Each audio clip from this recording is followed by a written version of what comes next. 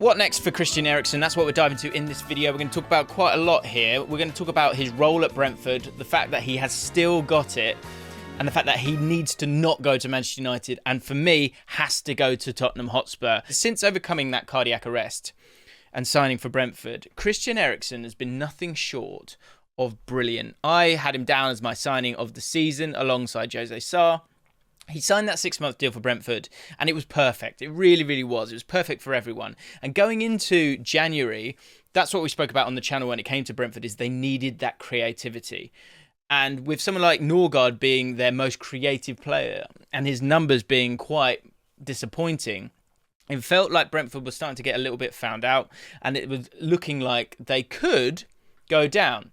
Eriksen came in and completely revolutionised this Brentford side, and the role that he played in this Brentford team is exactly the role that he needs to be playing moving forward, and that is why he needs to play for Tottenham. Let's dive into this. Before we do, if you are new to the channel and you enjoy this video by the end of it, do two things for me. Hit the like button and hit the subscribe button. I'm trying to get to 200k. It would honestly blow my mind, and you could help be a part of that. So click that button for me. It'll take you a couple of seconds, and it'll make my day. Right, let's dive into his role at Brentford. So take a look at this heat map. This is the heat map of Christian Eriksen's season at Brentford. He played 11 matches, 10 starts. He was averaging 85 minutes per game. And I think what that says, this heat map and the fact that he's playing those 85 minutes per game and offering so much, is that he is a top professional.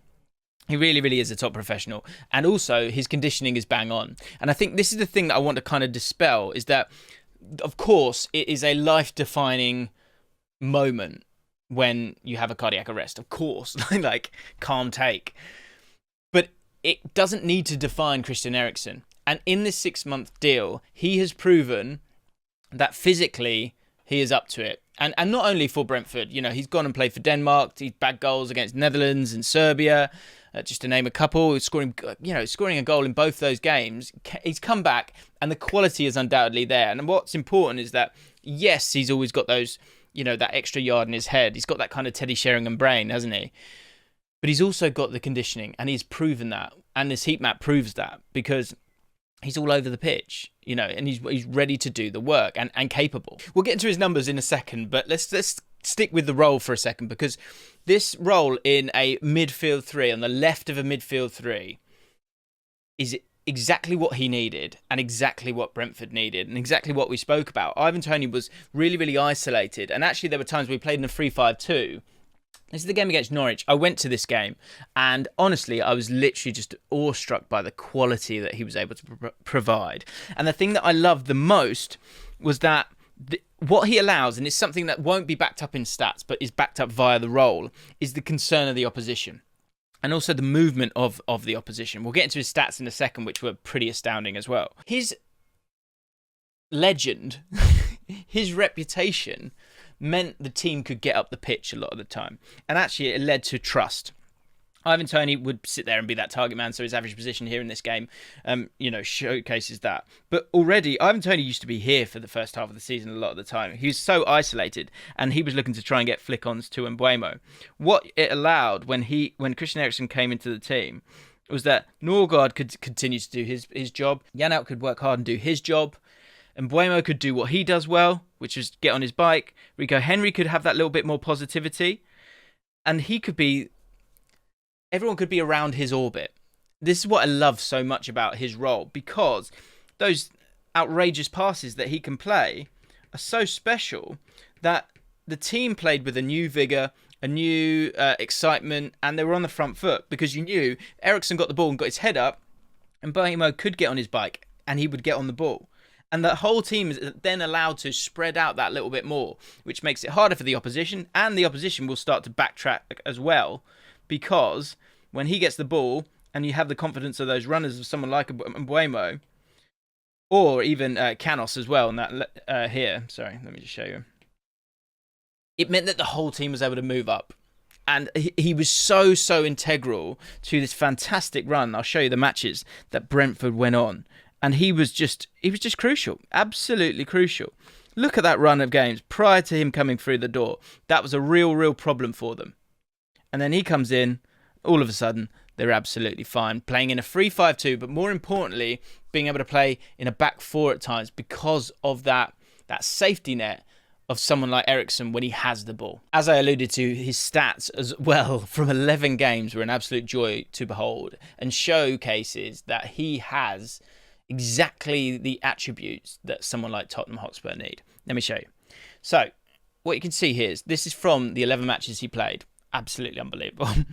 So his sheer involvement in goals in a side that only averaged 1.3 goals per game this season is absolutely phenomenal.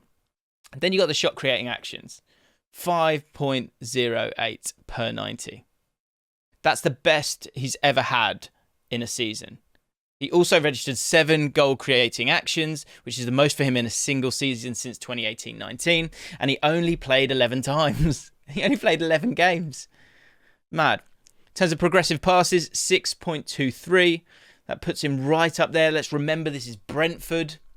I'm not going to go at Brentford, but this is a lower mid-table team in the Premier League in the first year. Should be sort of fighting for their lives. He's in the top 7% in the top 5 leagues. His progressive passes, he's in a similar bracket to Rodrigo de Paul, 6.23, Kevin De Bruyne, 6.41, and Marcelo Brozovic, 6.44. Unbelievable. And progressive passes are all well and good, right? But Eriksen backs it up with ball progression that creates chance creation and shot creation as well. He has 3.8 key passes per 90 in a Brentford shirt this season, and he has just been an invaluable supply line. So why do Tottenham need to sign Christian Eriksen? First of all, as I alluded to earlier, I think this is one of those where you need to put the cardiac arrest to the side. I know that sounds really flippant, but I think Christian Eriksen wants that for himself as well. He has that pacemaker in place, which should safeguard him from everything. That's why he's playing professional football. He is still an elite player and just would fit Tottenham so well. And here's the reason why. Eriksen, with those stats that we've showcased there, he would fill in that spot in a 3-5-2 on the left-hand side for Tottenham. So brilliant. Because in terms of progressive passes, Spurs are in a solid position. Harry Winks, 6.73. Højbjerg, second with 5.72. Skip with 4.6. Bentancur with 4.5. Now, the problem isn't progressive passes from the midfielders. The problem is that little bit of stardust, that little bit of quality to create key passes. Because in terms of key passes per 90, despite having the similar numbers as Christian Eriksen, in a better team, the key passes, the top one out of those guys is 1.09, sorry. And that's from Harry Winks. Now, I think we know that Eriksen is levels above Harry Winks. So I'm not saying the Spurs midfield's been bad. I'm just saying that in terms of having that vision, no one is on the level of Christian Eriksen. A lot of those progressive passes are out into the wide areas or into Harry Kane's feet, which is fine. And Harry Kane can provide those key passes a lot of time for Son. We've seen that. But to have another option would just be really good for Spurs, so that if you don't shut down Kane, if you are able to shut down Kane as an opposition, there's another player that can hurt you and someone who has done it season after season. Again, that only question mark is often what has happened to him in the last 18 months. And I think in that 6-month loan spell, he has proved that he can do it. Also, think about the 3-5-2 that Conte might want to move to. I know it's a 3-4-3 that he's played this season. That might not fit as well when it comes to Eriksen. But at Inter Milan, he played the 3-5-2 and that 3-5-2 at Chelsea as well. And if you think of Conte and Eriksen, of course, at Inter Milan with that 3-5-2, he was a perfect cog in the machine because he provided that midfield discipline accompanied with the talent of finding your teammates brilliantly. Let's talk set pieces as well when it comes to Spurs and what Eriksen would provide there. Yes, he's a fit tactically if you want to move to that 3-5-2.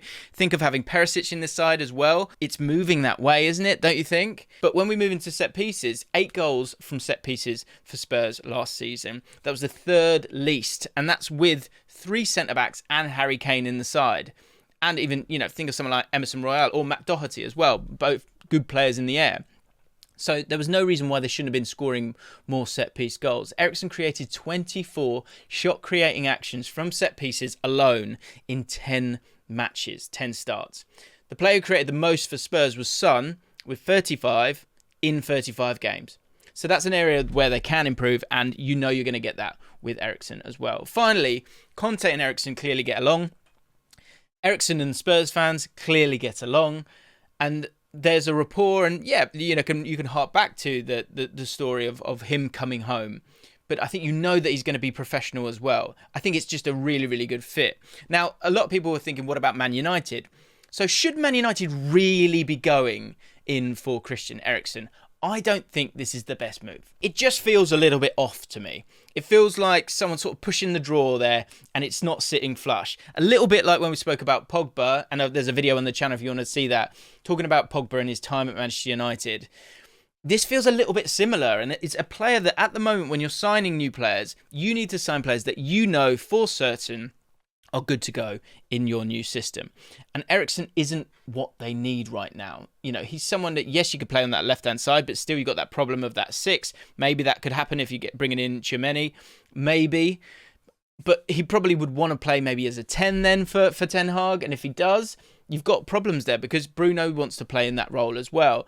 It just doesn't totally fit. And also in terms of the vision of Man United moving forward, they need to be smarter with what they're doing. They need to be more long-term in their vision. You just let someone like JaackMaate go, and JaackMaate is kind of similar to Christian Eriksen. You know, yes, he's a few years further along, but Christian Eriksen himself is 30 years old. So you actually need a player who's 7 years younger, even if you do like the profile of Christian Eriksen coming into that side and playing in a 4-2-3-1, which I don't think really works with him anyway, because he needs those runners beyond him all the time. And again, with Bruno alongside him, it's just going to be a bit congested and a little bit too narrow for me. So for me, this is an absolute no-brainer. Tottenham need to go and sign Christian Eriksen right now. Going to Manchester United, he's not the guy who's going to turn around that side. So I think their focus and their budget should be used elsewhere. This is something that we've spoken about as well on the channel, talking about how much money Man United have spent. Don't just buy it because it's there, buy it because it's a piece for the puzzle. That's what I feel like when I think about Tottenham and Eriksen. I think he's a really lovely piece in a Antonio Conte puzzle that could get them over the line and win a trophy via a set piece, via a moment of brilliance. And in the Champions League, if you think of the Catenaccio style that Conte wants to play, could help them get further in that competition as well. But that's just my opinion. I'd love to know yours. Let me know in the comments below. If you've enjoyed this video, hit the like button and subscribe to the James Lawrence Allcott channel so you don't miss out on the next video. Let me know what other videos you'd love to see over the transfer window. Thanks for watching. I'll see you next time.